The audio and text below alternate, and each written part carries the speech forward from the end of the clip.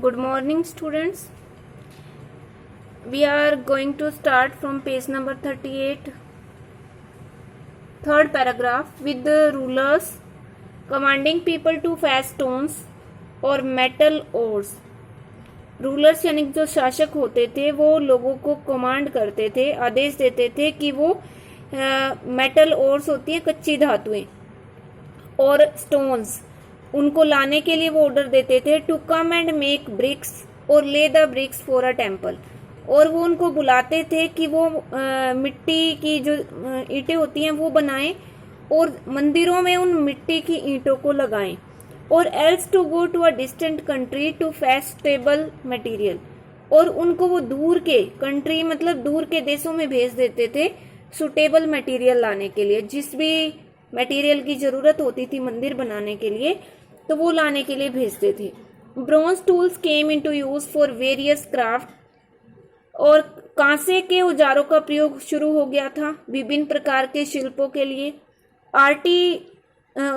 Architects learn to construct brick columns, there being no suitable wood to bear the weight of the roof of large halls. बड़े बड़े जो whole होते थे उनकी छत का भार सहन करने के लिए वहां सुटेबल वुड नहीं थी, मजबूत लकड़ी नहीं होती थी। इसीलिए जो आर्किटेक्ट होते थे, जो बिल्डिंग बनाते थे, उन्होंने मिट्टी के स्तंभ बनाने सीख लिए थे, उन्होंने उनका निर्माण करना सीख लिया था। Hundreds of people were put to work at making and baking clay, सैकड़ों लोगों को मिट्टी की ईंटें बनाने और उनको पकाने के काम में क्ले कोन को बनाने और उनको पकाने के काम में लगाया जाता था। क्ले कोन होते हैं मिट्टी के शंकु बनाना, that could be pushed into temple walls, जिनको मंदिर की दीवारों पर लगाया जा सकता था। Painted in different colours creating a colourful mosaic, और उनको फिर अलग अलग रंगों से सजाया जाता था ताकि उनमें अलग अलग रंग जो है उसे सजावट हो सके। इन स्कल्पचर मूर्ति कला में देयर वर सुपर्ब अचीवमेंट्स, मूर्ति कला में भी वहां पे बहुत बड़ी उपलब्धियां मिली थी। Not in easily available clay but in imported stone, जो मूर्ति कला थी उनकी वो केवल वहां आसानी से उपलब्ध होने वाली मिट्टी से ही नहीं बनाई जाती थी, बल्कि इम्पोर्टेड स्टोन, बाहर से जो पत्थर मंगवाया जाता था उससे मूर्तियों का निर्माण किया जाता था। And then there was a technological landmark, और इसके अलावा वहां की टेक्नोलॉजी में भी बहुत बड़ा बदलाव हुआ, that we can say is appropriate to an urban economy, जिसको हम कह सकते हैं कि शहरी अर्थव्यवस्था के लिए वो बिल्कुल सही है। द पोटर्स व्हील, और वो क्या था लैंडमार्क, वो था पोटर्स व्हील, यानी कि कुम्हार के चाक का निर्माण, पहिए का निर्माण।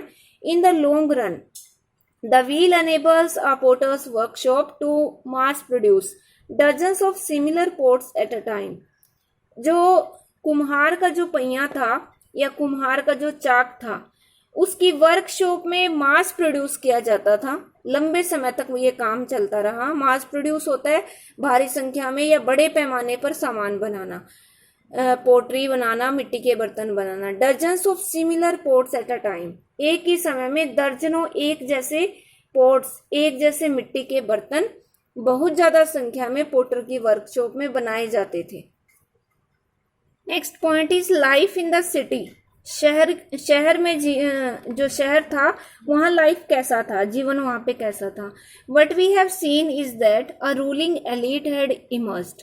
अभी तक जो भी हमने इस लेसन में देखा तो हमने देखा कि एक शासक करने वाला उच्च वर्ग, एलीट मतलब उच्च वर्ग, वो निकल के सामने आ चुका था। A small section of society had a major share of the wealth, और समाज के एक छोटे से वर्ग के पास, एक छोटे से धनी वर्ग के पास जो संपत्ति थी वो उनका पूरी संपत्ति का मुख्य जो शेयर था, मुख्य जो हिस्सा था वो छोटे से वर्ग के पास था। Nothing makes this fact as clear as the enormous riches, और कोई भी चीज स्पष्ट नहीं कर सकती इस बात को, केवल जो एनॉर्मस रिचेस है, विशाल जो धन संपदा, जैसे कि ज्वेलरी, गोल्ड वेसल, मिट्टी के बर्तन, wooden musical instruments inlaid with white shell and lapis lazuli, सफेद सीपी लगे हुए और लैपिस लजुली लगे हुए लकड़ी के संगीत यंत्र जो थे, वाद्य यंत्र, वो सारे थे वहां पे मौजूद थे। सेरामोनियल डैगर्स, इनको कहते हैं जो खंजर होते हैं, डैगर्स, और सेरामोनियल का मतलब जो सजावटी थे, ऑफ गोल्ड, सोने के बने होते थे। Buried with some kings and queens at Ur में कुछ राजा और रानियों के साथ इनको बरिड, दबाया जाता था उनकी कब्र में, उनकी मजार में। But what of the ordinary people, पर साधारण लोगों के बारे में हमें क्या पता है? We know from the legal text, इसके बारे में भी हम जान सकते हैं कुछ कानूनी दस्तावेजों से, लीगल टेक्स्ट से। Disputes, inheritance matters etcetera. और ये जो लीगल टेक्स्ट है वो हमें कहाँ से मतलब पता चलता है इनके बारे में?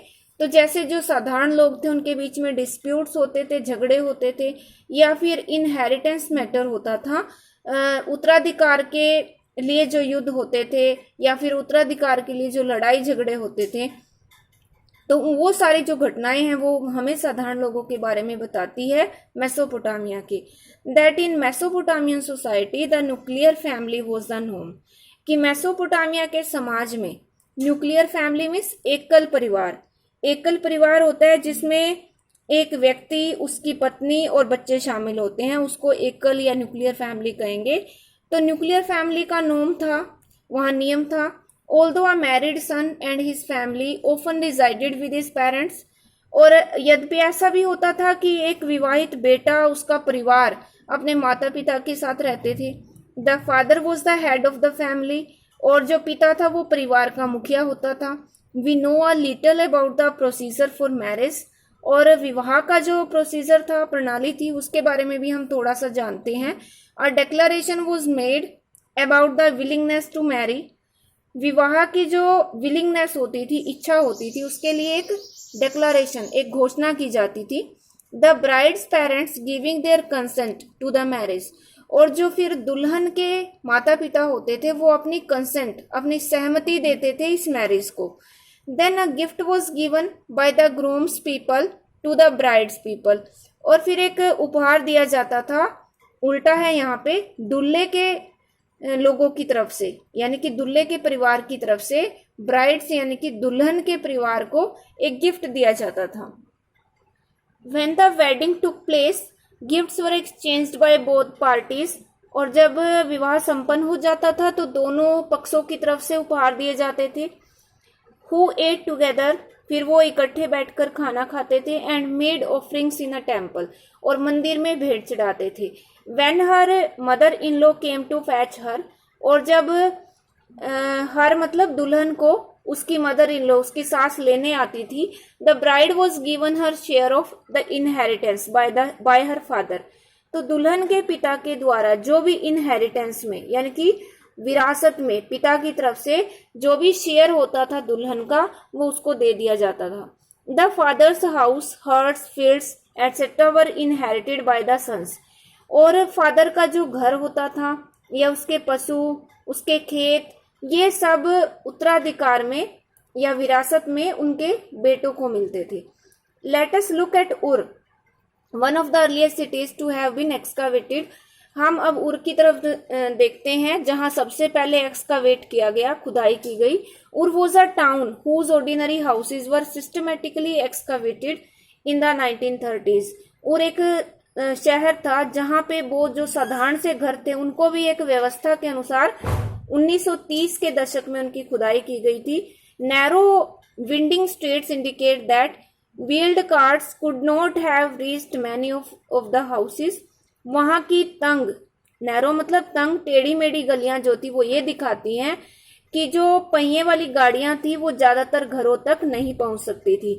सैक्स of grain and firewood wood have arrived on donkey back, और जो अनाज की बोरियां थी और जो ईंधन था, लकड़ी होती थी जो ईंधन के लिए, उनको डोंकी बैक यानी कि गधों की पीठ पर वहां पहुंचाया जाता था घरों तक। Narrow winding streets and the irregular shapes of the house plots also indicate N absence of town planning. हमें दो चीजों से टाउन प्लानिंग के बारे में पता चलता है, एक तो वहां की तंग टेढ़ी मेढ़ी गलियां, और दूसरा उनके जो घर थे उनकी शेप इरेगुलर थी, यानी कि वो भी टेढ़ी मेढ़ी थी, वो भी सही नहीं थी। तो ये हमें टाउन प्लानिंग की एब्सेंस के बारे में बताते हैं कि वहां एक नगर योजना नहीं थी, योजना के अनुसार नगर नहीं बसाए गए थे। There were no street drains of the kind we find in contemporary Mohenjodaro. वहां पे कोई गलियों की जो स्ट्रीट ड्रेन्स थी, गलियों में जो नालियां होती थी, वहां उनकी भी कोई व्यवस्था नहीं थी, जैसा कि उसके समकालीन मोहनजोदारो में थी। मेसोपोटामिया के साथ ही एक और सभ्यता जो थी वो कंटेम्परेरी सभ्यता थी, या हम ये कह सकते हैं कि समकालीन थी, मोहनजोदारो। ये भी छोटी क्लासेस में आप पढ़ चुके हो, हड़प्पन सिविलाइजेशन। तो ये हड़प्पन सिविलाइजेशन और मेसोपोटामियन सिविलाइजेशन दोनों साथ साथ चली। Drains and clay pipes were instead found in the inner country courtyards और ऑफ द उर हाउसेस। जो ड्रेन्स और क्ले पाइप थी, यानी कि जो नालियां और मिट्टी के पाइप जो थे, वो उर के घरों के अंदर के आंगन में लगाए जाते थे। And it is thought that, और ये सोचा जाता था, हाउस रूफ स्लोप इनवर्ड्स। ये भी मतलब माना जाता था कि जो हाउस रूफ्स होती थी, घर की छतें, उनका ढलान भी अंदर की तरफ किया जाता था ताकि सारा पानी आंगन में गिरे। And rain water was channelled via the drain pipes into sumps in the inner courtyard. और जो बारिश का पानी है वो भी ड्रेन पाइप्स के अंदर से होता हुआ सम्प्स के अंदर जाए। सम्प जो होते थे वो होज होते थे। होज मतलब एक बहुत बड़ा गड्ढा होता था अंदर के आंगन में, इनर कोर्टयार्ड में। That this would have been a way of preventing the unpaved streets from the becoming excessively slushy after downpour। और ऐसा शायद इसलिए किया जाता होगा ताकि जो डाउनपोर जब होती थी, बारिश होती थी, तो जो गलियां हैं, कच्ची गलियां, अनपेव्ड स्ट्रीट्स, तो वो ज्यादा मात्रा में, एक्सेसिवली मतलब ज्यादा मात्रा में स्लसी ना हो जाए, कीचड़ से ना भर जाए। तो ऐसा इसलिए किया जाता था।